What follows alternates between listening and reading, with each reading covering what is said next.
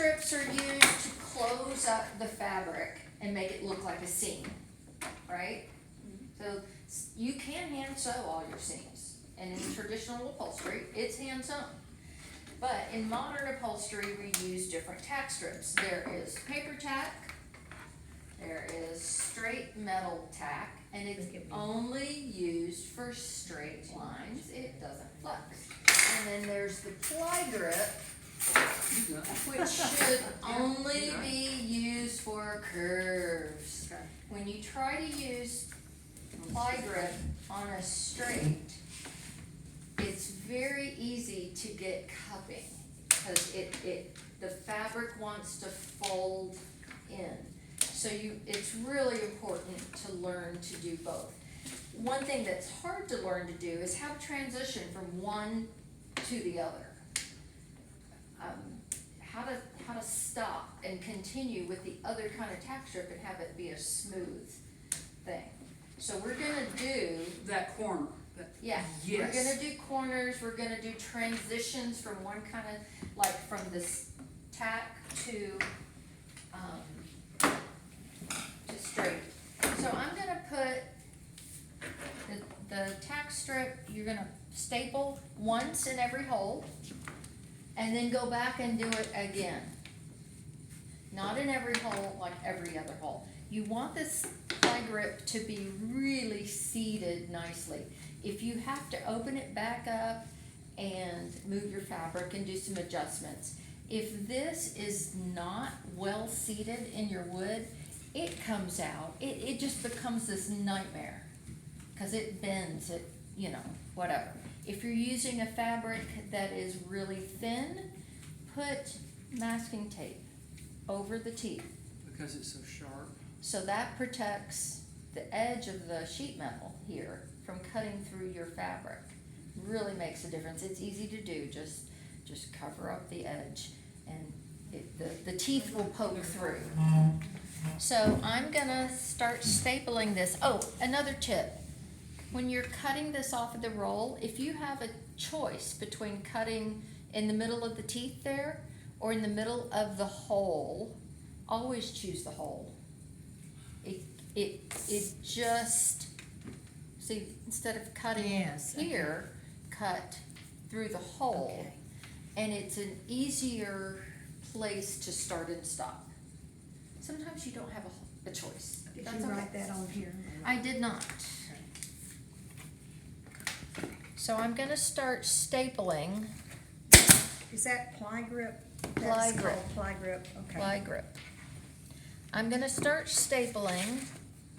I'm gonna push the ply grip up against the piping. It's just firmly pushed up against it. Oh, I'm gonna stop and give you another big, huge rule, tip, whatever you wanna call it.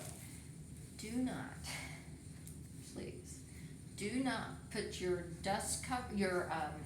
dummy fabric that we put on for and your batting. Don't put that down first. You put this down first. This does not go on top of batting because then you'll never get it seated in the wood. It's just too much padding underneath it. So ply grip goes, you got your piping or whatever, then your ply grip on the curves, and then you can go put your dust cover on. Then Or your batting. Dummy Fabric and batting go after the ply grip, and it can just sit up here. You can have a little extra there so that when you fold it over, it just follows. So I've got one staple in each hole and at the beginning and end. I'm gonna go back and I'm gonna put another one at the beginning and the end and every other hole. So your batting and your dummy fabric only need to come It just needs to through come here. inside. And your batting only Okay. needs to come here. But if you wad up batting and you have it under the ply grip, there are not staples long enough to get it all the way in, and then you've got this loose ply grip. So after we get the ply grip in, we're gonna half close it, and I use the heel of my hand. So now we're gonna stop and we're gonna jump to paper tack and blind stapling. So I'm gonna blind staple from here to here. And do that by putting the fabric upside So we're doing down. two different things now. We're gonna, we're skipping to that. So I'm gonna blind staple by putting a few staples, and I like to put them diagonally, because when I have to put ply grip in or, something else, I want those staples kind of out of the way. So I'm just gonna put a few staples in. Then I'm going to, so we're gonna start right where the ply grip ends. Okay, you're fixing to do straight tack, is that what we're doing? Now we're Okay. doing straight tack. She's doing Paper tack. paper and then we'll do straight. So I ask I'm a pushing this up against the piping, so pushing the paper tack.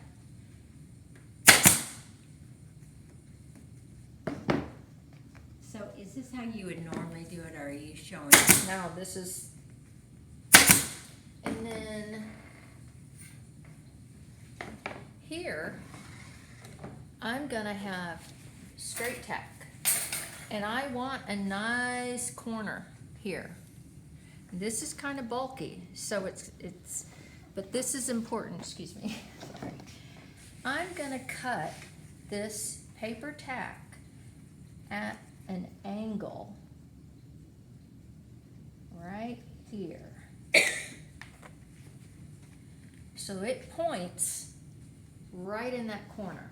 And I'm gonna staple it. Now I can take this up and I can cut off the extra. And what this does, what the diagonal cut does is it helps to start shaping that corner. It helps you. So this is gonna, let's just see.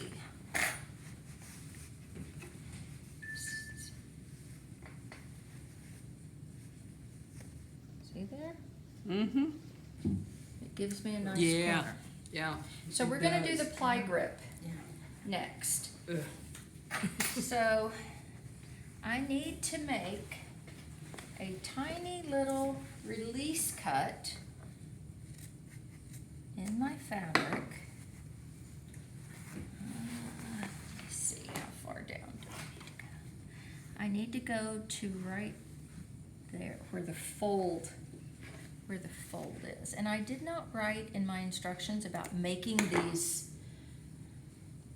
starts and stops. Here in class, we tend to avoid them.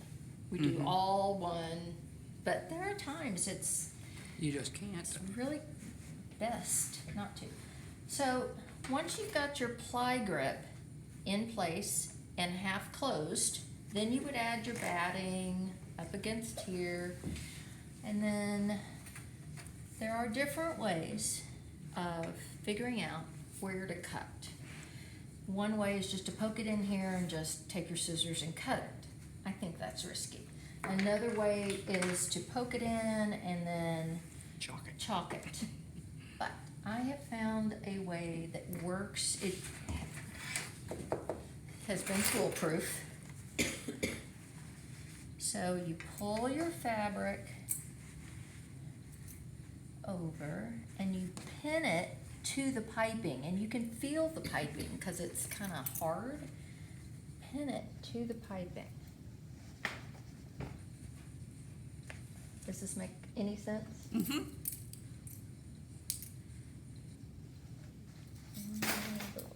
And if you had, You're pinning it to the top of the pipe. I'm pinning it Right. right to Or the the top of the side, piping. the side of the piping or the yeah, top? Yeah. Okay. And if you had a big sofa you were doing, you would want to pin it all. because you have to make sure it's stretched evenly, your pattern isn't wonky. It's really easy to pull to one side if you're just doing that side, and then you've got to undo it. So to cut off your extra fabric, I run the blade of my scissors right on the outside of the piping. I can feel it. If you need to see it, that's fine, lift it up.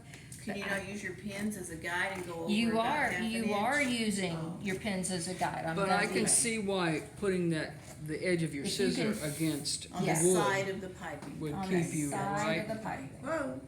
Yep, That's how we dull scissors, quick. yeah. And then I'm gonna make that little release cut here, Because so that's that where it'll your- fold. That's where your curved tack ends. That's why Yeah. you did that. So, if you've got a big long run, like a big sofa or something, at this point, I start in the middle. I take out, I need the regulator again, it's right there. There we go. So I take out a few tacks at a time, poke it in, and when you cut right here, you've cut off the extra, it leaves you the perfect Okay. amount.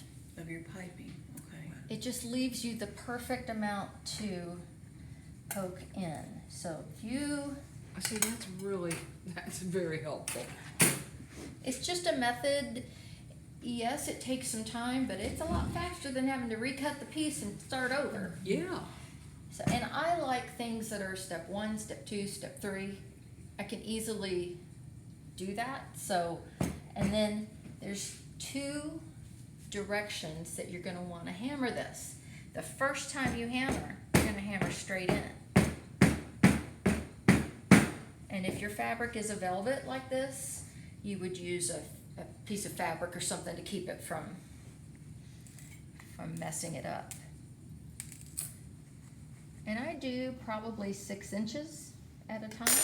My regulator or straight edge. Anything. It was so easy. So I hammer straight in. The second time I hammer, I'm gonna come this way. What I'm trying to do is fold this, just kind of curve it a little Inside bit the piping? to where it'll go under the piping. And it makes it,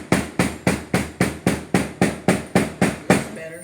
it makes it so much better. So directional hammering is important. The first time Is that written down, hammering- directional hammering? I think I said that, something like it. The first time you're just trying to seat those teeth. Grab the fabric and seat the teeth. The second time, you're trying to seat the edge right along your piping. If you don't have piping, there's not piping, then you can just go straight in because that edge is gonna seat. But I really like having it just right, almost like you sewed it together. You know, that's what you're imitating is a sewn seam. You know how we go along, sometimes we're hammering it in and maybe it was pushed a little closer to the piping, so some of your piping isn't sticking out evenly. Then just take your regulator and pull it, just kind of roll it out. And that makes a difference. It just makes a difference. So we've got our blind, okay, here, I need to work on this. There we go. So now, you can't tell where the blind stapling started and ended and where the ply grip. You can get a nice, smooth turn there. But really, curved tack is truly designed For for the curve. curve. Truly, Yeah, it makes is sense. only for curved Okay. places. Oh, I like that. Straight tack is almost always used horizontally. The top of your outside back, under your arm. Right. If you think about it, it's almost always used horizontally. This does not do well horizontally. Yes, you can get a nice straight line, but there's something about it, it doesn't work as well. Yeah. It's almost always vertically. So you've got your horizontal, vertical, Curve. and curve. 3 different things. Now, in each one of these categories, there's heavy duty, there's light duty, there's 3 teeth, there's 2 teeth, there's a heavy, I mean, there are so many kinds of tack strip. There's a paper tack. There's one it's more of a bamboo product, I think. It's thicker. It's like a quarter, I mean, it's an 1/8 of an inch thick, it's thick. Yeah. They also come in 27 or 30-inch strips, and it's heavier duty than this. It doesn't go around in the roll, so they sell it in strips. So depending on, Your project. you might want a different product Uh-huh. to accomplish the same thing. Only you, the upholsterer, are ever gonna see it, but you're gonna get a better product out of Yeah, it. yeah. But this cheap stuff, this cheap paper tack is wonderful. So what is this called? Ply grip, Pli, It's the second. and sometimes people call it curved tack strip, but it's called ply grip.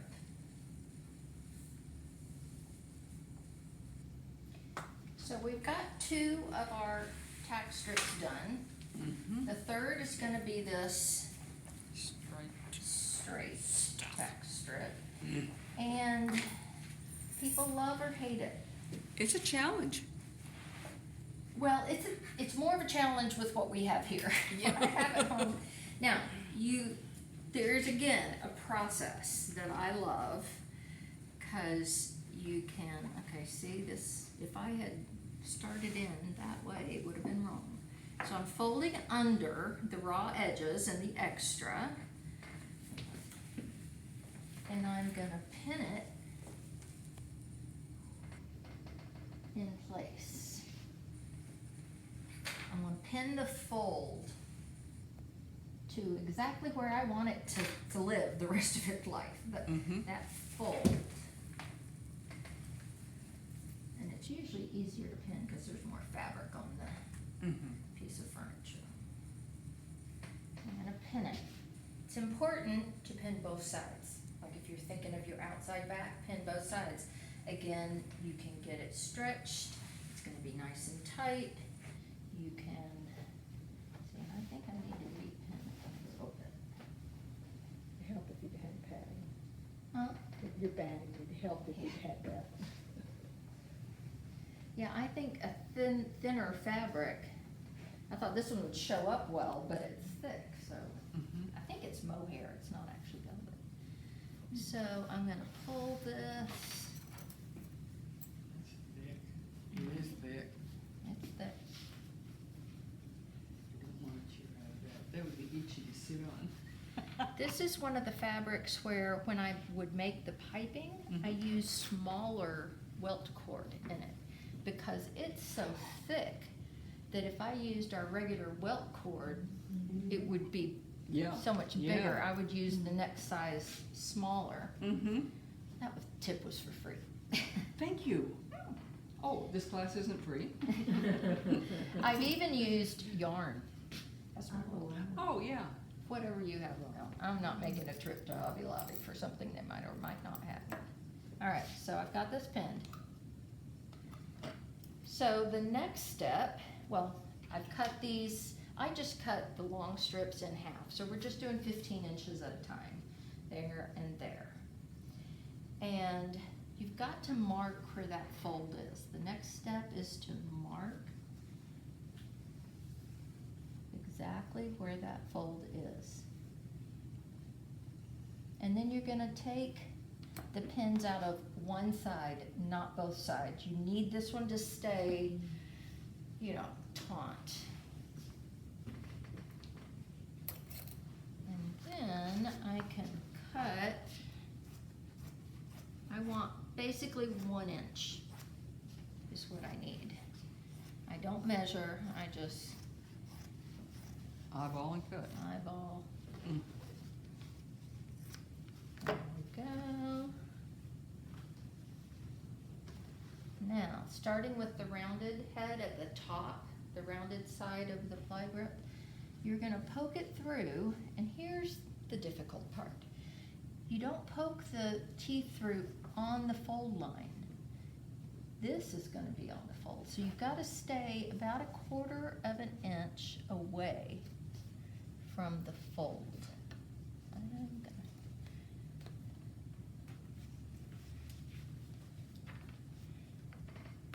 Okay, and I'm gonna follow down. Now it's very important to not allow any slack between the teeth, the tacks. I like to call them teeth. So I'm pulling it and then I poke it. Pull and poke. I like to hear a pop. Pull.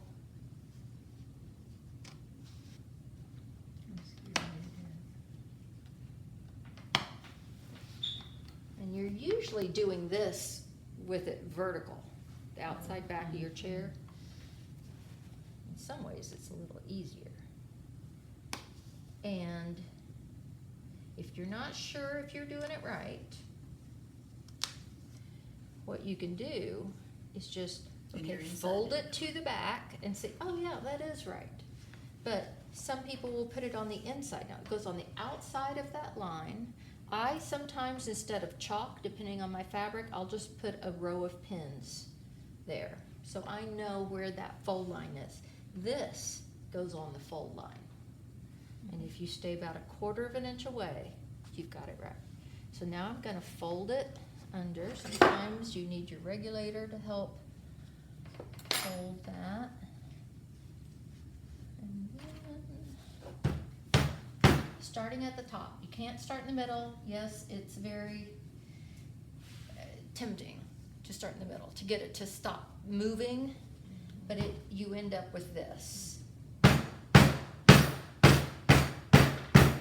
I like to just like lightly hammer it where the teeth are starting to go in, but not completely, and then come back and do it. So you're not banging that in on No, it just, you can the, well, I guess, bang yeah, it wouldn't- on directionally too, but if you have it placed in the right place, it helps. You want me to do the other side? No?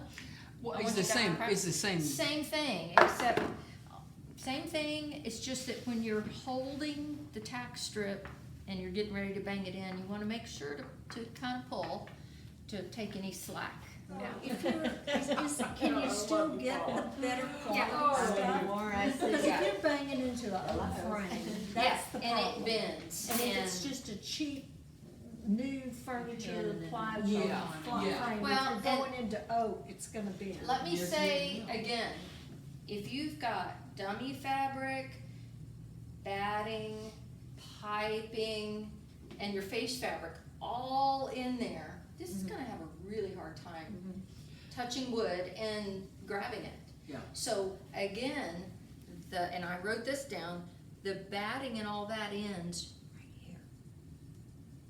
Right at your piping. right before the tack strip. So how do you get the better stuff? Is that just a mistake that this one got ordered, or is that what Russian's gone? I think that's what they stocked at the time. Yeah. When Actually, Susan complained, yeah, and they said, well, that's all we have. right. They didn't like give So us. where do you get yours at? I get it from Conway Foam or Russian.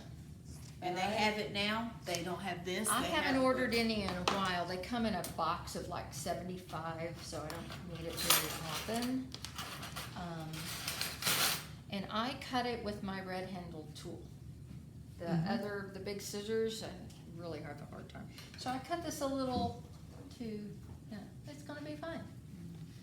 Well, because it's gonna end before I get there. Yeah. So here, where we have that point on the paper tack and it's folded and stapled, this rounded side of the tack strip is gonna go right up there in that pocket. Okay. So it's completely covered. And I'm gonna poke it in. Pull. Pop.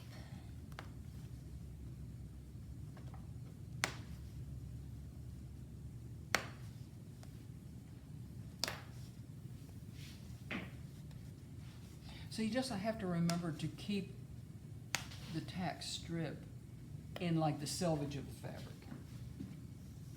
rather than a, On the No. cut side. yeah, the On cut the side. cut side, That's that's a it, good way cut to- side. All right, so now, since it's already stabilized over here, I need to make sure I pull it to where it's up against the piping.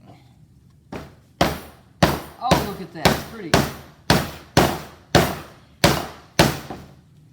And the kind of wood you're going in, like oak, totally makes a difference. But if you're trying to staple or hammer it straight in, it'll have more of a chance than if you're trying to, you know, accidentally. That's really. That is a pretty corner. It's a pretty good corner. You don't always get that, and sometimes I just like to poke it out a little bit more and a little tiny drop of hot glue right there, And and it's done. yeah, that looks great. Sure.